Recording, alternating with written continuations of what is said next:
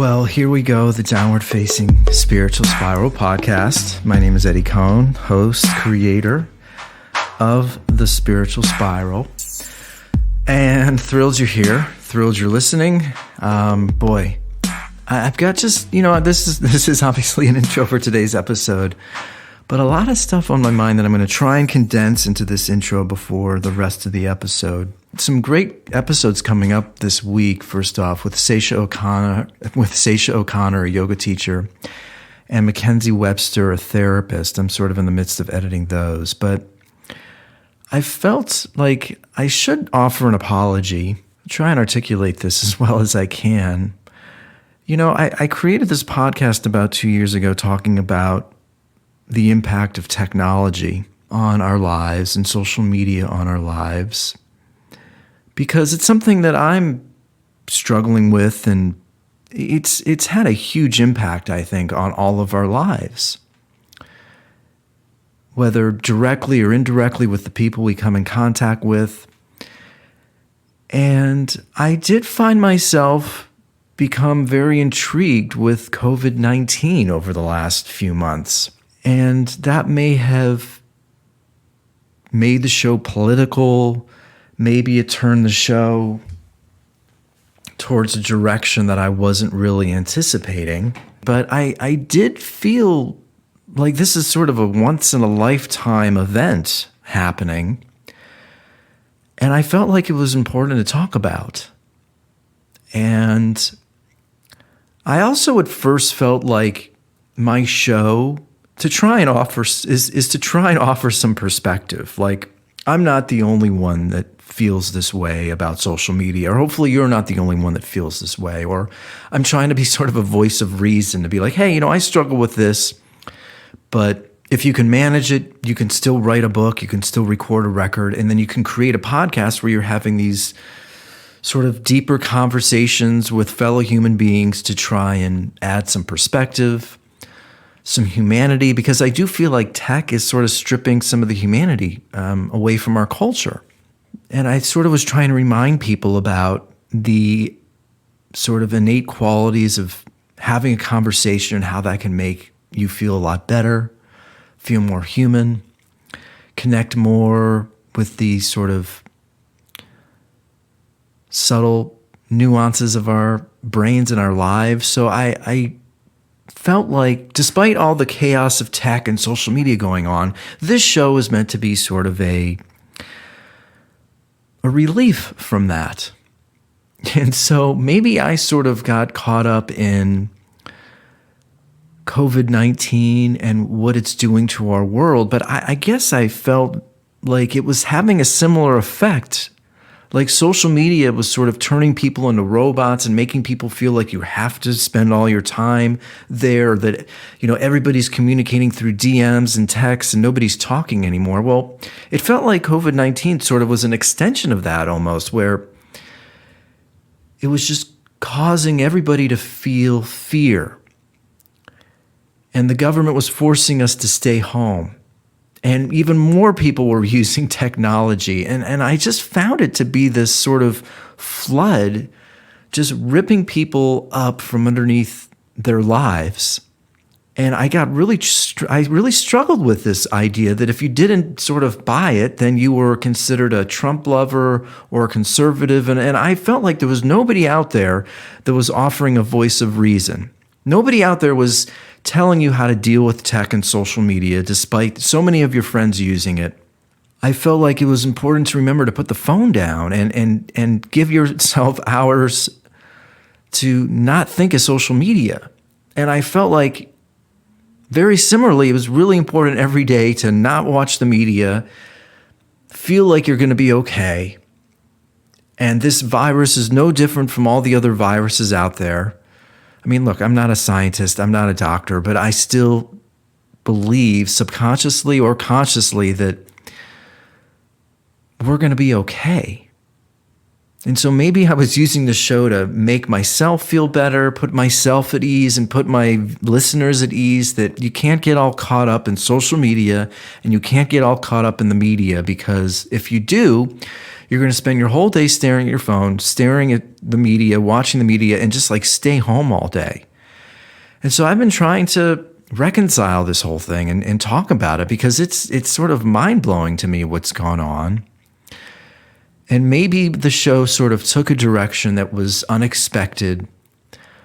So for that, I apologize. And I certainly am trying to figure this all out because I've just been really intrigued by how the world has shifted. And it's even more perplexing to see that scientists and the government just thinks that everybody should stay home. And I do worry that the world that we know before this, it will never happen again. But then I see and read stories where, gosh, and I'm going to talk about this on today's episode, but maybe the world just continues and all this technology continues, and we're such a small little speck on the face of the planet of the thousands of years before and after us that, does any of this really ultimately even matter in the grand scheme of things? I mean, it's maybe in a year from now we're going to look back and it was just a sort of minor hiccup and the pandemic is gone and life moves on. I just found myself really intrigued by what was happening. It felt surreal to me. And it did feel like another sort of example of like the powers to be want you to feel something. And I guess as a yoga teacher, I felt like it was important to sort of offer some perspective, help people to think objectively and not be influenced, which ultimately sort of leads me to the theme of my episode today. I started to think about like maybe we're all right. Not ALRIGHT, but we're all individually correct. Jerry Seinfeld writes this op-ed piece about New York City, and then this other comedian writes about New York City and how it's going to explode. Or not literally explode, but it's basically like falling apart. I mean, maybe in our own perspectives, we all live our own lives and we think that we're right. And then it's so easy to go online and find an article or an opinion that supports your point of view and then ultimately makes you think even more so that you're correct and right. So maybe that's why we're struggling with hearing other people's perspectives now, because we innately now think that everything we're thinking has to be right. I know it's complicated, but I'm going to dive in with that today, or I'm going to dive into that with today's episode. This notion of, are we all right? Are we all correct? And I'm also going to talk about Ellen Page a little bit and about a recent podcast that she had with Mark Maron. She was on the show, and I found it really interesting listening to her. Just this idea of being vulnerable in this sort of public eye today, I think that's scary as hell, so I want to talk about that. And remember, if you find the show enjoyable, please head over to iTunes, give it a review, ideally a 5-star review. You got to share the show with your friends, please. That would be incredible. I'm also creating content, music, episodes, my cat meowing in the background, specifically for Patreon subscribers. So head over, Leo, head over to patreon.com/Eddie Cohn.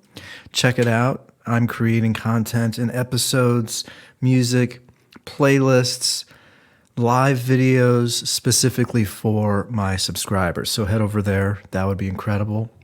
Leo will not stop. Oh, Leo, no.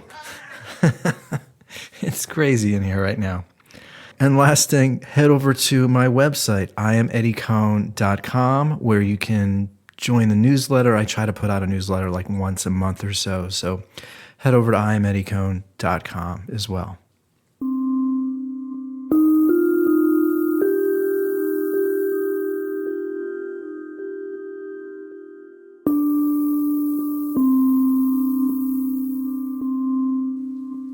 And I'm going to tell a story also.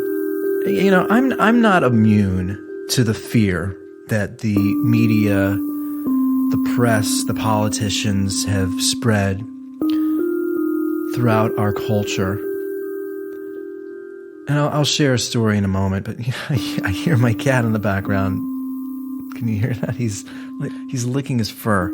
So just a couple more points here about the pandemic, and then I'll get on with the other parts of the show. You know, the CDC came out like 5-6 days ago, and this was in the New York Times, had a new statistic that said just 6% of the 160,000 people that died from COVID-19, they only had COVID-19 marked as a cause of death, or that was the only underlying condition that they had. So of the 60,000 people that have died, only 9,000 died from COVID-19.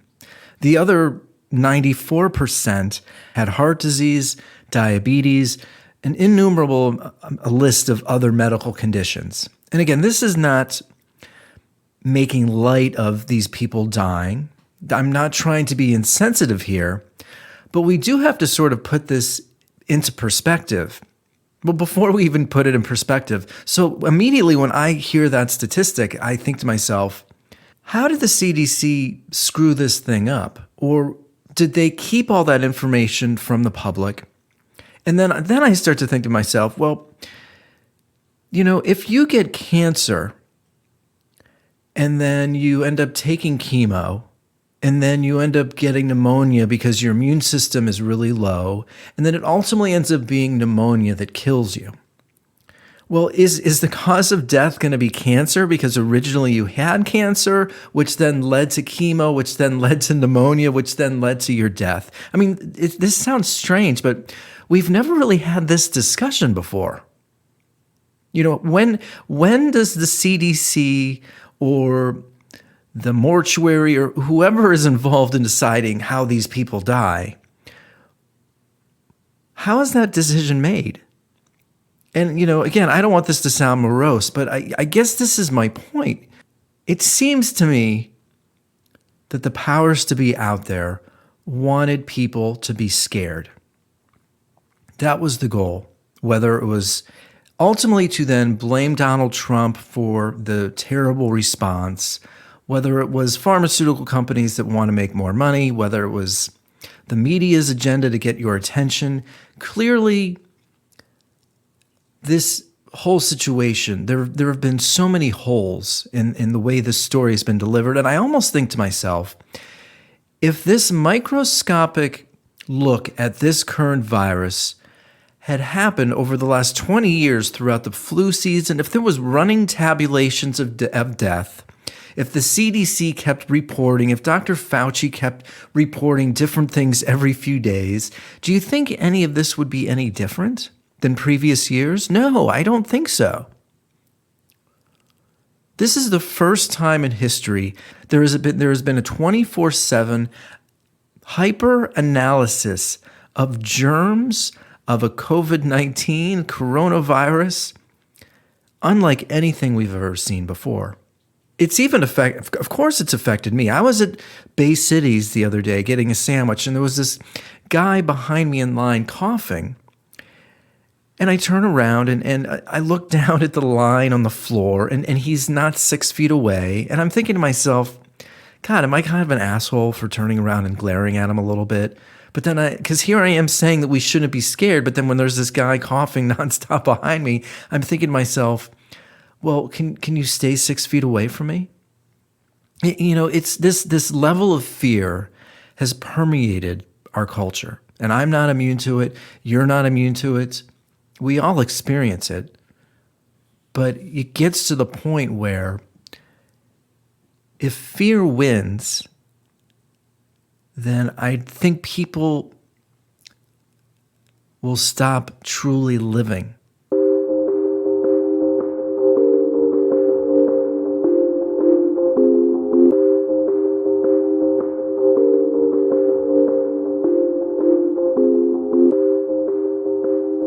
So Jon Rappoport writes this amazing article on his blog, and I have to read it to you because To me, it really depicts what's happened to our culture. Hopefully my internet, here we go. I won't read the whole thing, but it's called How Many People Have Psychological COVID? For months, I've been laying out evidence that a new coronavirus was never properly discovered. The diagnostic tests are therefore meaningless, and most of the people who are sick are suffering more traditional illnesses which have been repackaged under the empty umbrella label COVID. Of course, most people in the world have a religious belief in the new virus, and that opens the door to psychological COVID. Here is what it can look like. A person is watching TV for hours.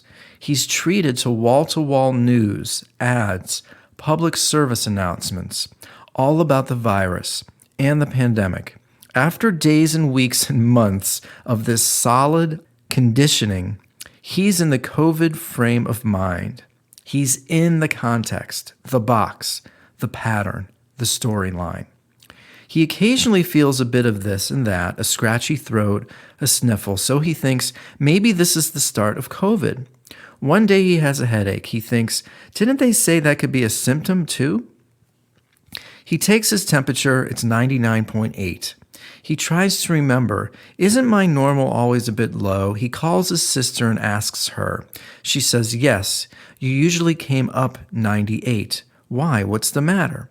Nothing. I have a little cough, so I took my temperature. It was 99.8. His sister immediately says, call the doctor, and then he says, I'll be fine. You don't know that. Call the doctor, his sister says.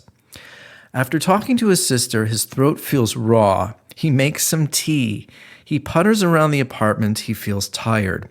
For a second, a pain shoots up his arm. They said the virus could cause a heart problem. He goes to the fridge, takes out half a cake, and eats a large slice. Now he really feels tired, so he lies down and goes to sleep. When he wakes up, his nose is stuffed. He walks into the bathroom and blows his nose. He looks at himself in the mirror. His eyes are a little red. His face is pale.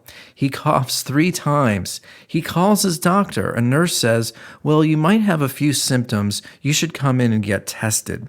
The next day he does. For 2 days while he's waiting for the results, he's sneezing on and off. His head is stuffed. He's sleeping more than usual. His limbs ache a bit. Is he feeling a chill, or is that a breeze blowing in through the screen? If you told him his thoughts and his mindset could be bringing on physical symptoms, he wouldn't believe you. Every year for the last 10 years, he's had at least one episode of cough, sneeze, fever, and he's thought nothing of it. But if you reminded him of that now, he wouldn't pay attention. No, this is different. He begins to feel fear. Powerful. You know, again, I'll share with you a quick story here.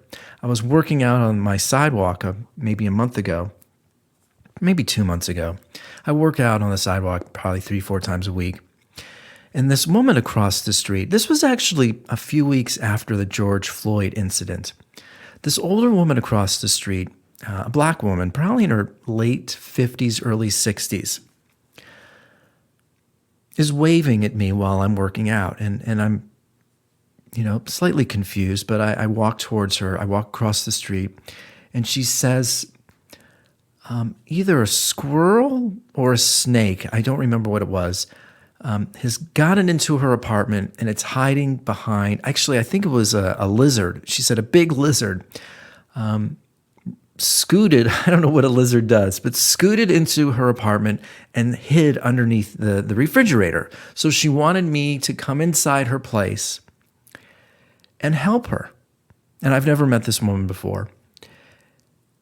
And right away, and this was, a couple months ago, so COVID-19 and the fear was really taking over our culture.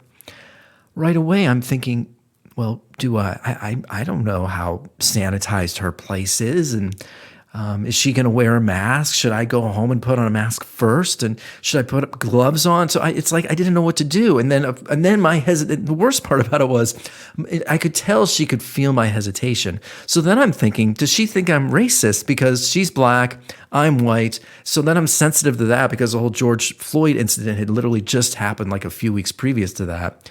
So I'm like completely paralyzed. And I'm thinking, what do? I want to help this woman, but I don't want to allow the COVID-19 fear to prevent me from helping her. So I say, I'll be right back.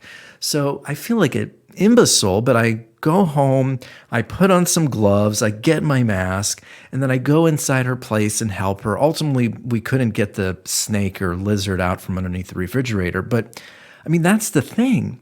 As much as I think we're all being duped, I still have those moments of fear. It's normal.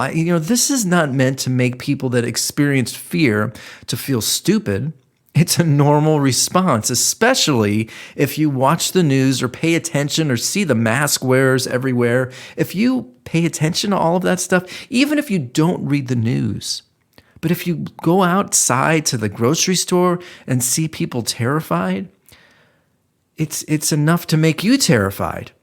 And I think nobody out there, and I think that's ultimately the reason why I've talked about it.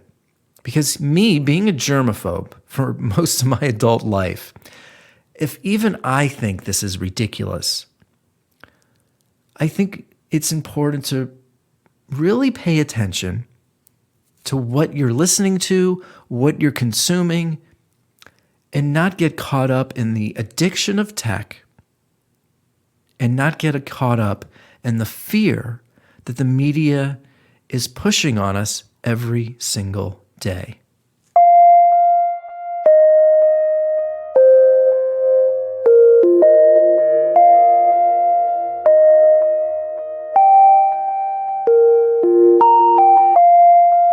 I was listening to Ellen Page on the Marc Maron show a couple days ago.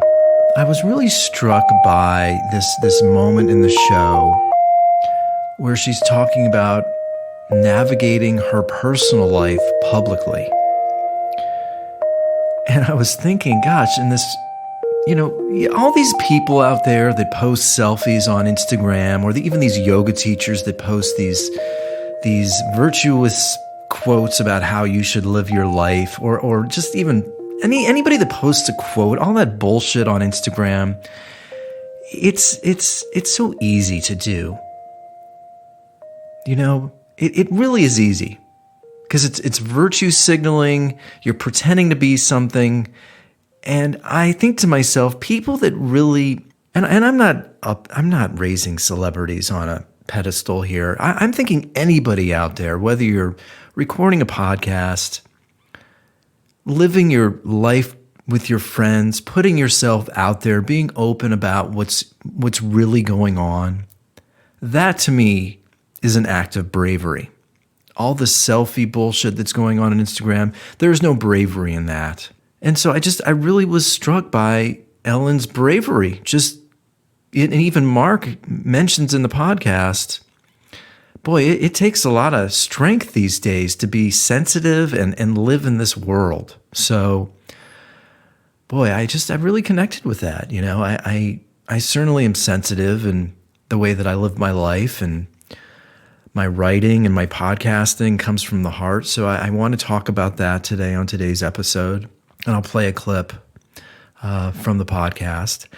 And I also, I've talked about New York City, quite a bit over the last year and a half. And I sort of have this love-hate relationship with New York. It's a great place to visit, but boy, the energy there feels so overwhelming, and I couldn't imagine living there. And every time I go, I'm just struck by the human behavior that I see. Everybody just face down, staring at their phones, and just the crowds, the noise. It's a bombardment on the senses.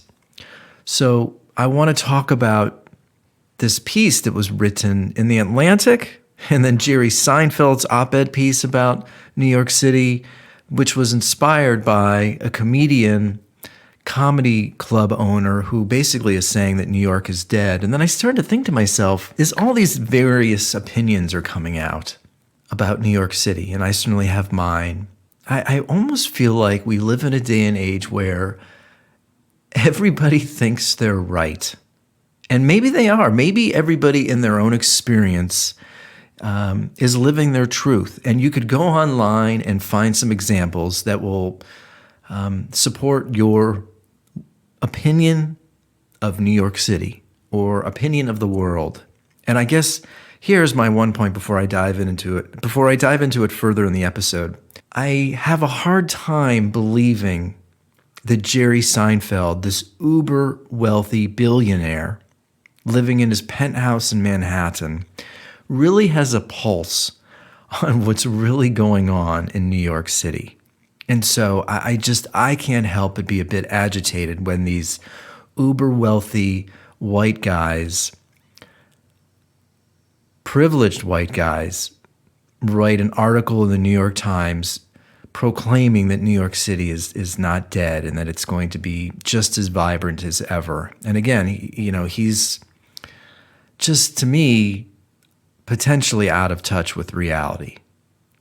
So I think that's something I want to talk about on today's episode. And again, I'm certainly not living your life. I'm not inside your body, but just I think this is really important, to try and be connected with different perspectives and then ultimately come up with your own point of view. But the world that I see in New York City and then reading these articles about it, I have a hard time believing, again, based on the high rent, the close quarters, the living conditions, the fear that the media has promulgated, the homelessness, the high cost of living, the amount of restaurants everywhere that are closing. I have a hard time believing that New York City will be what it was. We're going to dive in and talk about that on today's episode. So remember, if you enjoy the show, please head over to iTunes, write a review, give it a 5-star. I just released an episode talking to my friend Darren Campbell. Just yesterday, I just released it. That's available to anybody publicly. I also had a great conversation with Sasha O'Connor and Mackenzie Webster. Sasha's a yoga teacher. Mackenzie's a psychologist. Those will both go live next week. But again, as I mentioned earlier, I just created a Patreon for my subscribers. So this episode will only be available for subscribers. Head over to patreon.com/Eddie Cohn. Subscribe so you can listen to the full episode in its entirety. So as always, thank you so much for listening and supporting the show. I'll be right back after this little quick musical interlude with the rest of today's episode. Again, thanks to my subscribers for being here. I was really intrigued, and I really connected to Ellen Page. Just, I don't know. I think there's not enough credit given to living in this world now as a creator, as an introvert, being vulnerable out there in the world. It's not easy to navigate. And I do feel like social media has sort of like created this world where, whether you like it or not, your life is sort of public. And of course, I value my privacy here immensely. So I just think it's a scary place to be, living this world where at any moment somebody could vomit at you or take the words you say the wrong way. So I want to play this clip of Ellen Page talking with Marc Maron on the Marc Maron podcast. But it took time. It took time and significant time to get more and more comfortable with that. Right. Like, before coming out publicly, it was very like, okay, here's just like, now I'm ready to really do this. But leading up until that point, it was very just, yes, I assumed it was like, it wasn't something that I was like hiding necessarily in my like personal life anymore. Right. Just hadn't sort of done that, taken that like public step. But it took time to even just get comfortable with like mentioning that my girlfriend was coming to visit, when Right. I'd be shooting a film or something. Like, it took me a long time to even get there. And then someone might say something to you who thinks they're being, I don't know what they're thinking, like another actor. Right. That could be like one little comment that they never remember, so many of the things that have been said to me that like can then really, make you go, ooh, and like kind of get scared again, Right. Or an agent say something or somebody make a joke and you get scared again. Like, Right. some kind of comment could get made is all I mean, that could then make you go like, oh no, and like kind of retract away again. Ugh. So it became like a bit of that kind of an experience. It's terrible. It's like, because you're, you seem very kind of, sensitive, and I'm pretty sensitive, but over years you really learn how to kind of navigate in a with a certain guard up, and it just sort of becomes a thing, and that it becomes a difficult thing to believe that being out in the world and being sensitive is good. Mm-hmm. Do you know what I mean? Like, what's the point of that? Right. That just seems fucking crazy. So during all that time, you just build up a certain amount of strength around. I really connect with that because it does feel fucking crazy to be sensitive and live in this world that we've created right now.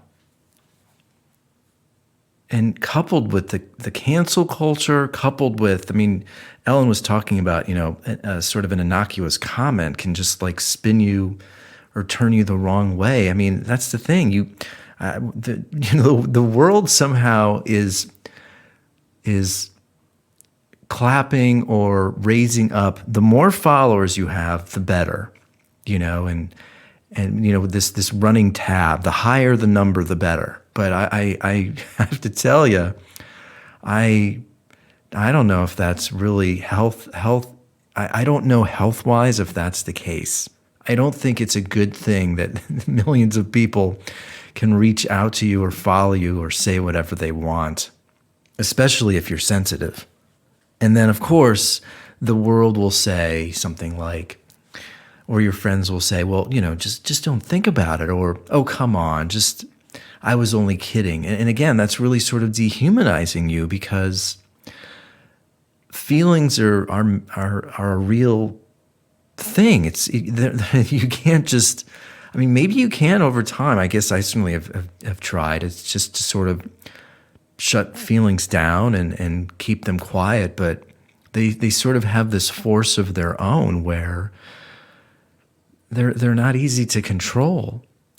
And it does feel like to navigate this world now, you have to not feel, numb out, and just sort of go along with what everybody else is doing. Because if you take the chance to sort of express feelings that are different from your friends, different from what the world wants you to feel, then you're going to be susceptible to attack.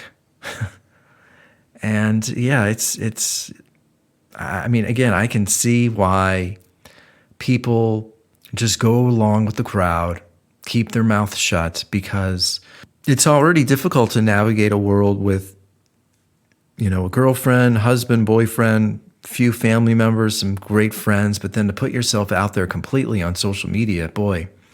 And a part of me thinks that you're just a fool, because the amount of toxic energy that I think is permeated through the psyche, through social media, is so challenging to navigate that you could even feel Mark feeling sorry for Ellen, because it's just no easy task to navigate this world as an introvert, as a creator, or as someone who is sensitive.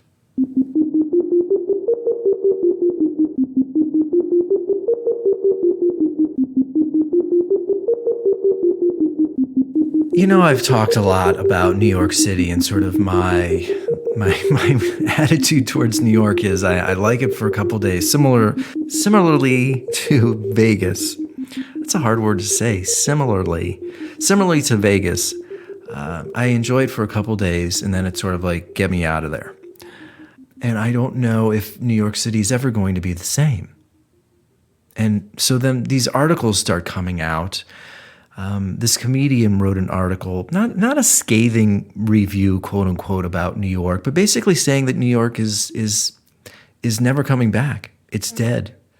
And so then Jerry Seinfeld writes an op-ed piece for the New York Times, recounting his first experience with New York. And then he says, one thing I know for sure, the last thing we need in the thick of so many challenges is some putz on LinkedIn, wailing and whimpering, everyone's gone, I want 2019 back. So already, he's aggressively calling this comedy club owner a putz. Oh, shut up, he says. Imagine being in a real war with this guy by your side.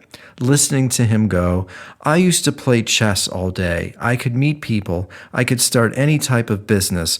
Wipe your tears, wipe your butt, and pull it together. He says he knows people who have left New York for Maine, Vermont, Tennessee, Indiana. I have been to all of these places many, many times over many decades. And with all due respect and affection, are you kidding me? He says everyone's gone for good. How the hell do you know that? You moved to Miami. Yes, I also have a place out on Long Island, but I will never abandon New York City, ever. Again, Jerry Seinfeld has a place on Long Island. He's a billionaire. It is so easy for him to call this guy a putz and say that people are whimpering or whining. This guy is a billionaire. I've always liked Jerry Seinfeld, the comedian. But to me, Jerry Seinfeld, the human being, has always felt like an egomaniac. Every time I've heard him on a show or read an article about him or seen him on television, I've seen an immense narcissist who loves himself, who has no conception with the real human being. And even his show, Comedians in Cars, he's driving around in uber expensive cars, talking to fellow millionaire or billionaires, talking about life for like 15, 20 minutes. And the entire time, his personality of narcissism just like oozes off the TV screen. Jerry Seinfeld has no conception of what's really going on in New York from his high-rise, expensive penthouse in Manhattan. Leo's back. So let me bring up a couple more points here. Leo, no. And I promise this is going to get to my final point. I read something online, and it feels like we are trying to obtain affirmation instead of information. So, we have Jerry Seinfeld saying that New York is going to be back. And then I just read an article in the New York Times where more people are fleeing the city and moving to the suburbs than ever before. And then there's another article that I read in the Summit News where 2 in 5 New Yorkers want to leave the city. So you have all these perspectives. You have Jerry Seinfeld, you have the stand-up comedian, and then I read this article. A new survey has found that 2 in 5 New Yorkers want to leave the city, citing concerns over the faltering COVID economy and violent crime. The survey carried out by the Manhattan Institute found that 22% think the anemic economy is the biggest issue affecting the city, while 21% are concerned about crime and public safety. Figures show that shootings have doubled and murders are up 50% on the same period last year. This all unfolded after Mayor Bill de Blasio celebrated emptying out New York prisons to protect inmates from the coronavirus. I mean, that is factually happening right now. It was happening in San Francisco, and now it's happening in New York. Imagine, just fathom that. The mayors are unleashing prisoners and putting them in hotels because they're more concerned about the so-called coronavirus. The survey found that 2 in 5 New Yorkers say that they would leave the city if they had the ability to live anywhere they wanted. There was also a 44% increase in home sales in the suburbs compared to the same time period last year as people flee for bigger homes in safer areas. With the economy on its knees, trash-strewn streets, violent crime soaring, and people now working remotely from home, there's literally no reason to live in a big city anymore, and people are fleeing in droves. And then, of course, you have Jerry Seinfeld, who's saying that New York is never going to die. And, of course, I can't help but connect a little bit with this article where I just don't see New York City recovering from this mess. And so I start to think to myself, are we becoming so ingrained in our own thinking, our own opinions? And I guess I see the irony here because maybe, I'm trying to offer other opinions. I'm trying to help people hear other perspectives that might not be comfortable. The world just assumes that social media and technology is good. But then when I speak to teachers who are using Zoom and Microsoft Teams right now with their students, and none of them are learning, even their AP students are not learning. They may be hearing the information, but they're actually not learning the information. When one teacher after another is saying how incredibly problematic using technology to teach is for their school systems, I think it's important to hear that point of view. When the world thinks that social media and technology is innocuous and it's just helpful, but I, on the other hand, think that it's creating more disconnection, I think it's important to have that opinion. I think it's important to hear that perspective. So you hear the opinions of Jerry Seinfeld. You hear the opinions where other writers are saying New York City is going down the toilet. So which one is the truth? Or are we so hell-bent on being right, being affirmed, hearing our own point of view, not being able to listen to other points of view? Is it impossible to enact any sort of perspective or change? I think that's one of the major hurdles that we're facing as a society right now. And I see it every time I go bike riding on Saturday. You have, of course, people that are paying attention to others when they pass, thinking about others, but then you see a multitude of people where, despite you're on a bike lane, there's people riding scooters, there's people riding electric bicycles, which are going way too fast, there are people that are walking the wrong direction. And I feel like at any moment an accident can happen. And the reason why so many accidents are happening is because people aren't thinking about others. I mean, when you're riding on this bike path like I do every Saturday, I'm of course enjoying myself, but I find like I have to really think about others and make sure I don't run into somebody, and that if I'm going to pass somebody, I need to make sure somebody on an electronic bicycle isn't like whizzing by me and going to hit me. We are living in a culture now where less people are thinking about others. Everybody has an opinion who thinks they're right. And it leaves us in this state now where I don't see the answer here. I think, and I feel a little frustrated myself because I have a lot of comments and commentary on our society, and I certainly see the issues, but it's hard for me to find a solution. And I think short-sighted here, I think we need to get into the practice of thinking about others. I talk about creators. People don't think about the work that goes into making music or making a movie. When you're going for a bike ride, you need to think of others. If you're walking on a bike path the wrong direction, clearly this person is not thinking about others. And Jerry Seinfeld isn't thinking about the lower to middle class human being.